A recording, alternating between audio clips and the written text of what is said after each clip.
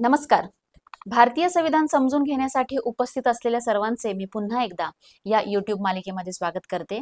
आपल्या सर्वांनाच माहिती की भारतीय संविधानाचा प्रत्येक भाग आणि अनुच्छेद आपण या व्हिडिओच्या माध्यमातून सर्वांसमोर घेऊन येत असतो आणि आतापर्यंत आपण भाग 8 हे पूर्ण केले आहेत आणि आज आपण सुरू करणार आहोत भाग 9, ज्यामध्ये आपण पंचायत आणि स्थानिक स्वराज्य संस्थांशी माहिती घेणार आहोत. तर चला लगेचच भाग 9 ला सुरुवात करूया. तर भाग 9 हा विशेषतः पंचायती याबद्दल माहिती देणार आहे आणि त्याचे अनुच्छेद हे 143 मध्येच समाविष्ट असलेले त्याचे उपकलम किंवा उप अनुच्छेद आहेत आणि त्यामध्ये विशेषतः 243 हे अनुच्छेद आपल्याला व्याख्या दर्शवतं. 243 क हे आपल्याला ग्रामसभा काय आहे त्या संबंधित असलेल्या तरतुदी सांगतं. त्यानंतर 243 ख पंचायती घटित करणे या संबंधीची माहिती देतं. 243 ग आपल्याला पंचायतीची रचना सांगतं. 243 घ हे आपल्याला त्याबाबतचे जागांचे आरक्षण कसे आहे याबद्दलची माहिती देतं आणि 243 ड हे पंचायतीचा कालावधी या संबंधीची माहिती पुरवतं. 243 च हा सदस्यत्वांबाबत ची पात्रता आणि अपात्रता याबाबतची माहिती देतो आणि 243 छ ज्यामध्ये पंचायतीचे अधिकार, प्राधिकार आणि त्याच्या जबाबदाऱ्या यांची तरतूद समाविष्ट झालेली आहे. 243 ज मध्ये पंचायतीचा कर लादण्याचा अधिकार आणि पंचायतीचे निधी या संबंधित माहिती आहे. 243 झ मध्ये आपल्याला आर्थिक स्थितीचे पुनरावलोकन करण्यासाठी वित्त आयोग घटित करणे याबाबतची माहिती, याबाबतची तरतूद आपल्याला ह्या 243 झ मध्ये बघायला मिळते. 243 त्र मध्ये पंचायतीच्या लेख्यांची लेखापरीक्षा हे समाविष्ट आहे. 243 ट मध्ये पंचायतीच्या निवडणुका याबाबतची माहिती आपल्याला बघायला मिळेल. 243 ठ मध्ये संघ राज्य क्षेत्रांना लागू असणे.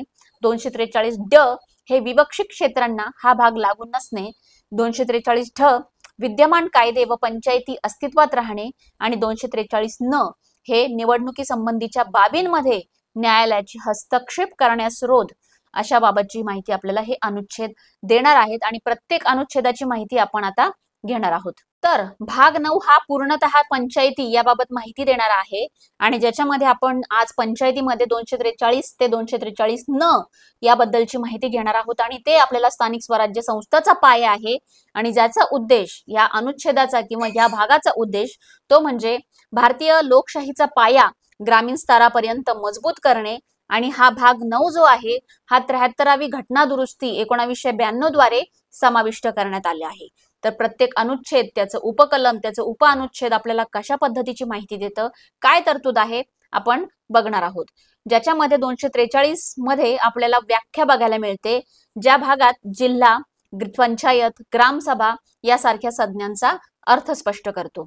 243 क हे ग्रामसभेबद्दल माहिती देते, ज्यामध्ये गावातील निवडणुकीस पात्र असलेल्या सर्व मतदारांची संस्था म्हणजे या ग्रामसभेची माहिती आपल्याला याच्यामध्ये बघता येते. ज्याची शक्ती ग्रामपंचायतीच्या कार्यावर लक्ष ठेवणे आणि मंजुरी देणे हे ग्रामसभेचं विशेष कार्य असतं. 243 ख मध्ये पंचायती घटित करणे, त्रिस्तरीय रचना, प्रत्येक राज्यात 3 स्तरावर म्हणजे ग्राम, मध्य, तालुका, जिल्हा या पद्धतीने पंचायतीची स्थापना करणे बंधनकारक असते आणि याचा अपवाद बघता 20 लाखांपेक्षा कमी लोकसंख्या असलेल्या राज्यांमध्ये मध्यस्तर किंवा तालुका पंचायत स्थापन करणे बंधनकारक नाही. याबद्दलची अपवाद आपल्याला या 243 ख मध्ये बघायला मिळते, ज्यामध्ये पंचायतीत घटित करणे आणि त्याचं विभाजन हे 3 स्तरावर ग्राम, मध्य किंवा तालुका आणि जिल्हा या पद्धतीने होणे बंधनकारक असते. 243 ग मध्ये आपल्याला पंचायतीची रचना, ज्यात पंचायतीतील सदस्यांची प्रत्यक्ष निवडणुकीद्वारे निवड ही केली जाते. ग्रामसभा 243 क मध्ये हे थेट लोकशाहीचे सर्वात मोठे उदाहरण आहे, ज्यामध्ये यांची निवडणूक ही प्रत्यक्ष पद्धतीद्वारे किंवा सदस्यांच्या प्रत्यक्ष निवडणुकीनंतर ही त्यांची निवड केली जाते आणि याची माहिती आपल्याला 243 ग मध्ये पंचायतीची रचना कशी होते याबाबतची माहिती देतं आणि 243 घ तेच आपल्याला आरक्षणापासून अपात्रतेपर्यंतची माहिती देणारी तरतूद आहे. ज्याच्यामध्ये 243 घ सांगतं की जागांचे आरक्षण, SC ST आरक्षण, ज्याच्यामध्ये लोकसंख्येच्या प्रमाणानुसार महिला आरक्षणाच्या बाबतीत एकूण जागेपैकी 1/3 जागा ही महिलांसाठी आरक्षित असली पाहिजे आणि OBC आरक्षण राज्याच्या कायद्यानुसार जे ठरलेलं आहे त्या पद्धतीने हे आरक्षण लागू होतं. 243 ड पंचायतीचा कालावधी, ज्याच्यामध्ये हा 5 वर्षाचा असतो आणि मुदतपूर्व बरखास्त जर पंचायत झालं तर 6 महिन्यांच्या आत नवीन निवडणूक घेणे हे बंधनकारक असते. आणि पुढचं उपकलम म्हणजे 243 ज्याच्यामध्ये सदस्यत्वांबाबत अपात्रता, ज्यामध्ये कोणत्याही कायद्यानुसार विधानमंडळाचा सदस्य होण्यास अपात्र असल्यास ती व्यक्ती पंचायतीसाठीही अपात्र ठरू शकते. यामध्ये पंचायतीचा सदस्य होण्यासाठी किमान 21 वय वर्ष असणे आवश्यक आहे आणि हे राज्य कायद्यानुसार ठरवले गेलेलं आहे. तर अशा माहितीची आरक्षणापासून अपात्रतेपर्यंतची माहिती देणारं 243 घ ते 243 च कलम आपल्याला माहिती देतं. आणि पुढचं जे उपकलम किंवा उपअनुच्छेद आहे ज्यामध्ये 243 छ ते 243 झ ज्यात आपल्याला अधिकार आणि वित्त व्यवस्था बघायला मिळते. 243 छ मध्ये पंचायतीचे अधिकार, प्राधिकार आणि जबाबदाऱ्या नमूद केलेल्या आहेत आणि यात राज्य विधानमंडळ पंचायतीचा 11व्या अनुसूचीमध्ये नमूद केलेल्या 29 विषयांवर काम करण्याचे अधिकार या उपकलमाद्वारे प्रदान करण्यात येते. 243 ज ज्यात आपल्याला पंचायतीचा कर लादण्याचा अधिकार आणि पंचायतीची निधी याबाबतची माहिती मिळते. यामध्ये पंचायतीचा कर, शुल्क, टोल लावण्याचा आणि जमा करण्याचा अधिकार याची तरतूद आपल्याला ह्या उपकलमामध्ये आहे आणि राज्य सरकारकडून अनुदान मिळण्याची तरतूद देखील आपल्याला ह्याच कलमांच्या अंतर्गत बघायला मिळते.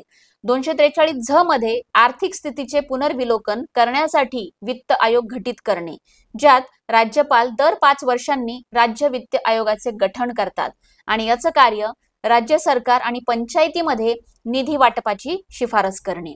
आणि याचं महत्व म्हणजे अधिकार आणि वित्त व्यवस्था जे 43 छ ते 243 झ मध्ये आहेत. यामुळे पंचायतींना आर्थिक आणि कार्यात्मक स्वायत्तता प्राप्त होते. म्हणून हे अधिकार आणि वित्तीय व्यवस्था सांगणारे हे जे उपकलम आहे हे तितकेच महत्वाचे आहे, ज्याच्यामध्ये पंचायतीला त्यांची आर्थिक आणि कार्यात्मक स्वायत्तता कशी प्रकारे मिळू शकते ज्याची तरतूद आपल्याला ह्या उपअनुच्छेदामध्ये बघायला मिळते. त्यानंतरचे पुढचे उपअनुच्छेद ज्यामध्ये 243 ट ते 243 ड याचा समावेश करण्यात आला आहे आणि ज्यामध्ये आपल्याला लेखापरीक्षण आणि निवडणूक आयोग याबाबतची तरतूद बघायला मिळते. त्यातलं 243 त्र आपल्याला सांगतं पंचायतीच्या लेख्यांची लेखापरीक्षा राज्याचे विधानमंडळ कायद्याद्वारे पंचायतीच्या खात्यांचे लेखापरीक्षणासंबंधी म्हणजे ऑडिट संबंधी तरतूद करू शकते. 243 ट मध्ये पंचायतीच्या निवडणुकाबाबत तरतूद आहे, ज्यामध्ये निवडणुकीची तयारी, अधीक्षण, दिशा आणि नियंत्रण करण्यासाठी स्थापन केलेले राज्य निवडणूक आयोग या संबंधीची तरतूद आपल्याला 243 ट मध्ये आहे. त्याच्या पुढचा उपकलम आहे म्हणजे 243 ठ ज्यामध्ये आपल्याला संघ राज्य क्षेत्रांना लागू असणं. हा भाग संघ राज्य क्षेत्रांना म्हणजेच युनियन टेरिटरीजला लागू असेल, परंतु राष्ट्रपती आवश्यकतेनुसार यात बदल करू शकतात. यानंतरचं पुढचं उपअनुच्छेद 243 ड ज्यात विवक्षित क्षेत्रांना हा भाग लागू नसणे याबाबतची तरतूद स्पष्ट करतो, ज्यामध्ये नागालँड, मेघालय, मिझोराम आणि काही आदिवासी क्षेत्रांना हा भाग लागू होत नाही. PESA कायद्याअंतर्गत अंशतः लागू होतो, पण ह्या भागामध्ये हा जे उपकलम आहे, जे उपअनुच्छेद आहे या भागांना लागू होत नाही. मग याचा निष्कर्षामध्ये आपण म्हणू शकतो लेखापरीक्षण आणि निवडणूक आयोगाच्या संदर्भात की राज्य निवडणूक आयोगामुळे म्हणजे 243 ट मध्ये दिलेल्या तरतुदीमध्ये स्थानिक निवडणुका निपक्ष आणि स्वतंत्र पद्धतीने पार पडतात. अशा पद्धतीची माहिती आपल्याला या लेखापरीक्षण आणि निवडणूक आयोगाच्या अंतर्गत दिलेल्या उपकलमामध्ये बघायला मिळते. यानंतरचं पुढचं जे उपकलम आहे ते म्हणजे 243 ढ आणि 243 न यामध्ये आपल्याला 243 ढ मध्ये विद्यमान कायदे व पंचायती अस्तित्वात राहणे याबाबतच्या तरतुदी विशेषतः बघायला मिळतात, ज्यामध्ये 73वी घटना दुरुस्ती लागू झाली तरीही राज्यांमध्ये अस्तित्वात असलेले कायदे आणि पंचायतीचा कार्यकाळ 1 वर्षापर्यंत किंवा त्यांचा कार्यकाळ पूर्ण होईपर्यंत कायम राहतील. 243 न मध्ये निवडणुकी संबंधीच्या बाबींमध्ये न्यायालयाची हस्तक्षेप करण्यास रोध, पंचायतीच्या निर्वाचन क्षेत्रामध्ये परिसीमन किंवा जागांचे वाटप यासारख्या निवडणूक प्रक्रियेमध्ये न्यायालय हस्तक्षेप करू शकत नाही. यामध्ये अपवाद जर बघितला निवडणूक याचिका म्हणजे इलेक्शन पिटिशन कायद्यानुसार दाखल करता येते. आणि ढ आणि न या उपअनुच्छेदाचं महत्व, ढ मुळे जुन्या व्यवस्थेतून नवीन व्यवस्थेत संक्रमण व्यवस्थित होते आणि न मुळे निवडणुकीची प्रक्रिया वेळेवर आणि खंड न करता पूर्ण होते. तर अशा पद्धतीचं 243 ढ आणि न हे दोन्हीही उपकलम तेवढेच अंतिम तरतुदी सांगणारे आहेत, ज्यामध्ये पंचायतीबाबतची आपल्याला पूर्णतः माहिती ह्या सर्व उपअनुच्छेदांच्या मार्फत कळते. आणि याचं निष्कर्ष आणि महत्व सांगत असताना आपण म्हणू शकतो की पंचायती शक्तीचे विकेंद्रीकरण करून लोकांना थेट प्रशासनात सहभागी करता येते. म्हणजेच पंचायती हा जो भाग आहे लोकशाहीचा पाया समजला जाणार आहे. यानंतरचं महिला आणि SC ST साठी आरक्षण समावेशकता सुनिश्चित करते, त्यामुळे सामाजिक न्याय या भागातून सर्व नागरिकांपर्यंत पोहोचतो. आणि ग्रामसभा आणि लेखा परीक्षणामुळे पारदर्शकता आणि उत्तरदायित्व वाढते, ज्यामुळे जबाबदारी ही नागरिकांची या पंचायतीप्रती किंवा या भागांमध्ये असलेल्या मिळालेल्या नागरिकांना समान हक्क किंवा सामाजिक न्याय यामुळे जबाबदारी ही वाढते आणि त्याच्यामुळे पारदर्शकता देखील टिकून राहू शकते. भाग 9 हा महात्मा गांधींच्या ग्रामस्वराज्य संकल्पनेचा मूर्त रूप देतो आणि भारतीय संघ राज्याला खऱ्या अर्थाने लोकशाही बनवतो. तर पंचायती जसं मी म्हणाले की लोकशाहीचा पाया भक्कम करणारा असा हा भाग आहे आणि ज्यामध्ये नागरिकांना थेट निवडणुकीच्या मार्फत यामध्ये सहभागी होता येऊन लोकप्रतिनिधीमधून या ज्या तरतुदी आहेत या त्यांना मिळू शकतात. भाग 9 हा तितकाच महत्वाचा आहे आणि लोकशाहीचा पाया भक्कम करणारा भाग आहे. तर अशा पद्धतीने आपण भाग 9 बघितला, ज्याच्यामध्ये आपल्याला पंचायतीबद्दल माहिती मिळाली. पुढचा भाग देखील 9च असणार आहे, पण तो भाग 9 क ज्याच्यामध्ये आपल्याला नगरपालिका याबाबतची माहिती मिळणार आहे. तर झालेल्या व्हिडिओवर नेहमीप्रमाणे मी 3 प्रश्न घेऊन आलेली आहे, ज्यातला पहिला प्रश्न आहे भारतीय संविधानातील पंचायती कोणत्या भागात आहेत. त्यावरचा दुसरा प्रश्न आहे पंचायतींना संविधानात कधी समाविष्ट करण्यात आले. आणि प्रश्न 3 म्हणजे ग्रामसभा म्हणजे काय. तर ह्या तिन्ही प्रश्नांची उत्तरं तुम्ही कमेंट बॉक्समध्ये नक्की देणार आहात. आणि व्हिडिओ मी कमी स्वरूपात किंवा थोडक्यात मांडण्याचा प्रयत्न केला आहे. तर तुमच्याकडे असलेल्या पुस्तकामध्ये ग्रामसभा म्हणजे काय आणि उर्वरित इतर व्याख्या या विस्तारित स्वरूपात दिलेल्या आहे. तर त्यामुळे व्हिडिओ सोबत तुम्ही ह्या पुस्तकांचा किंवा तुमच्याकडे अवेलेबल असलेल्या इतर अभ्यासक्रमातला किंवा अभ्यासातल्या नोट्सचा तुम्ही ह्या अभ्यासासाठी संविधानाच्या अभ्यासासाठी वापर करू शकतात आणि ह्या प्रश्नांची उत्तरं ही कमेंटमध्ये देऊ शकतात. या उत्तरांच्या मार्फत आम्हाला कळतं की तुम्हाला संविधान किती प्रमाणात कळलेलं आहे. तर निश्चित तुम्ही उत्तर द्याल याची खात्री आहे. तर भेटूया पुढच्या व्हिडिओमध्ये.